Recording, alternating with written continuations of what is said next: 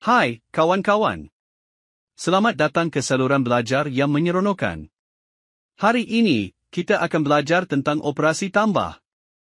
Mari kita mulakan. Operasi tambah adalah cara kita mengira jumlah dua nombor atau lebih. Tanda hasil tambah adalah simbol yang digunakan dalam operasi matematik untuk menunjukkan penjumlahan dua atau lebih bilangan. Simbol ini berbentuk tanda tambah dan sama dengan.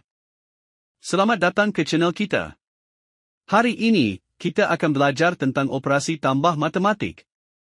Mari kita mulakan, jom kira siput bersama-sama. 1 tambah 1 sama dengan 2. Betul sekali.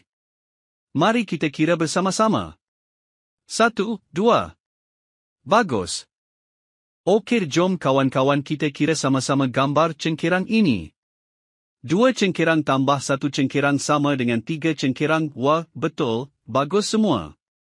Okey kawan-kawan, jom kita nyanyi sama-sama lagu operasi tambah. Tambah mudah sekali. 1 tambah 1 jadi 2. 2 tambah 2 jadi 4. Tambah mudah sekali.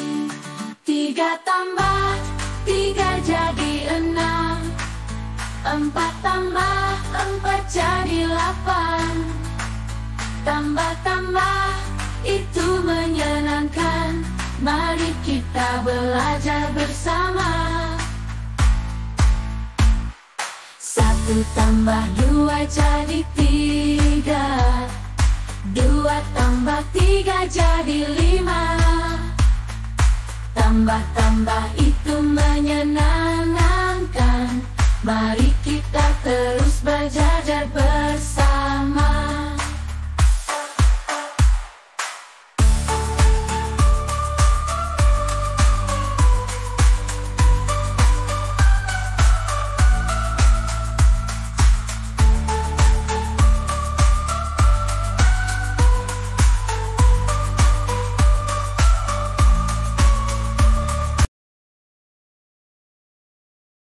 Untuk nilai IH semasa di dalam kelas atau luar kelas, kita hendaklah sentiasa memupuk nilai sabar dalam diri. Firman Allah yang bermaksud, "Wahai orang-orang yang beriman, jadikanlah sabar dan syarat sebagai penolongmu, sesungguhnya Allah beserta orang-orang yang sabar."